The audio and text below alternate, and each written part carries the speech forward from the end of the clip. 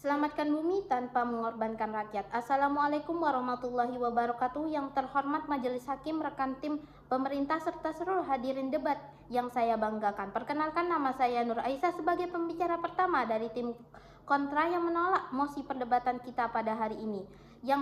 Yang berbunyi, Dewan ini akan mengkriminalisasi tindakan yang mempromosikan penyangkalan perubahan iklim. Kami sepakat, perubahan iklim itu nyata. Perubahan iklim adalah krisis besar abad ini. Aktivitas manusia seperti pembakaran fosil dan konsumsi berlebihan telah mengganggu keseimbangan alam, dan kami dari tim kontra tidak mengungkiri itu. Kami percaya bahwa dunia sangat mengenaskan dan tindakan harus segera diambil. Namun yang kami pertanyakan di sini adalah apakah mengkriminalisasi orang-orang yang tidak percaya pada perubahan iklim itu adalah langkah yang adil dan efektif dan masuk akal? Jawaban kami adalah tidak. Rekan kami dari tim pemerintah tadi menyampaikan bahwa penyangkalan perubahan iklim menyebarkan informasi yang salah dan oleh karena itu harus dihukumi. Kami ingin menanggapi beberapa poin.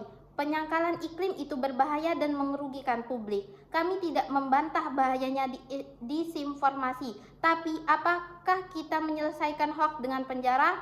Laporan UNESCO 2020 memperingatkan bahwa pembatasan kebebasan berpendapat atas nama sains dapat memperburuk krisis kepercayaan publik dan membuka ruang untuk radikalisasi pemikiran. Kita ingin menghentikan hoaks, maka kita perlu menyebarkan informasi yang lebih baik, bukan menutup mulut orang yang tidak setuju. Kita harus menyelamatkan bumi, jadi menyangkal harus dihukumi. Benar, bumi harus diselamatkan. Tapi kalau tujuan menyelamatkan bumi, kenapa justru warga biasa yang dijadikan target? Ironisnya, 70% lebih emisi global bukan disebabkan oleh masyarakat biasa, tapi oleh perusahaan besar yang terus menambang, membakar, dan mencemari tanpa henti. Jadi, kenapa bukan perusahaan-perusahaan besar yang jadi target kriminalisasi? Kenapa rakyat kecil yang salah informasi justru yang dipenjara? Ini tidak adil. Jadi, ini sama seperti penyebaran ujaran kebencian atau hoax lainnya. Tidak sama. Ujaran kebencian menyerang identitas dan martabat manusia. Menyangkal iklim sekalipun salah adalah opini terhadap fenomena ilmiah. Kalau kita hukum orang karena opini mereka, apa bedanya kita dengan negara yang pemerintahan yang keras atau negara otoriter yang membungkam warga hanya karena beda pandangan? Masuk ke dalam ranah argumentasi Dewan Juri yang terhormat, mengkriminalisasi pendapat sama dengan ancaman bagi demokrasi. Setiap orang berhak untuk menyuarakan pendapatnya, termasuk pendapat yang salah. Dalam pasal 28E Undang-Undang Dasar 1945 disebutkan setiap orang berhak atas kebebasan menyatakan pikiran sesuai hati nurani mereka. Hari ini kita menghukum orang yang tidak percaya perubahan iklim. Besok mungkin yang dipenjara adalah orang yang berbeda pendapat soal vaksin, politik, atau agama. Ini adalah pintu berbahaya menuju penyalahgunaan kekuasaan. Ilmu pengetahuan tidak butuh perlindungan hukum, ia butuh kepercayaan publik. Sains akan terus berkembang, tidak peduli apa yang menyangkal atau tidak. Konsensus ilmiah soal perubahan iklim didukung oleh lebih dari 97% ilmuwan dunia NASA 2020. Artinya, kita bukan kekurangan data dan bukti, tapi jika kita menekan publik dengan hukum pidana, kita justru akan dianggap menyembunyikan sesuatu. Pendekatan hukum justru memperkuat kelompok penyangkalan.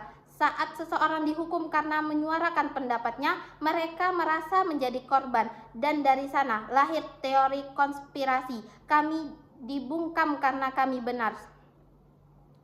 Studi dari jurnal Nature 2019 menunjukkan bahwa tindakan represif terhadap kelompok anti-sains justru memperkuat gerakan mereka secara bawah tanah. Ini artinya kriminalisasi tidak kontraproduktif, bukan menghentikan, tapi malah menyuburkan penyangkalan. Solusi dari saya, dari tim kontra, dari pada menghukumi, kami menawarkan solusi yang lebih mendidik, lebih adil, dan lebih efektif. Yang pertama, literasi iklim. Ajarkan tentang sains iklim di sekolah, komunikasi, dan media. Tunjukkan bukti, bukan ancaman. Yang kedua, hukum aktor utama perusakan. Fokus sanksi hukum pada pelaku utama kerusakan lingkungan. Korporasi perusakan hutan, pembakaran lahan, dan pencemaran besar. Jangan alihkan kesalahan kepada warga biasa yang masih belum paham atas itu. Kami dari tim kontra percaya perubahan iklim adalah kenyataan, tapi mengkriminalisasi penyangkalan bukanlah solusinya. Itu melanggar hak dasar warga. Itu tidak menyasar akar masalah sesungguhnya. Itu justru memperkuat kecurigaan. Kami tidak butuh lebih banyak penjara untuk melawan perubahan iklim. Kami butuh lebih banyak pendidikan, empati, dan kejujuran dalam menyampaikan ilmu pengetahuan. Oleh karena itu, kami dengan tegas menolak mosi perdebatan kita pada hari ini. Cukup sekian dan terima kasih.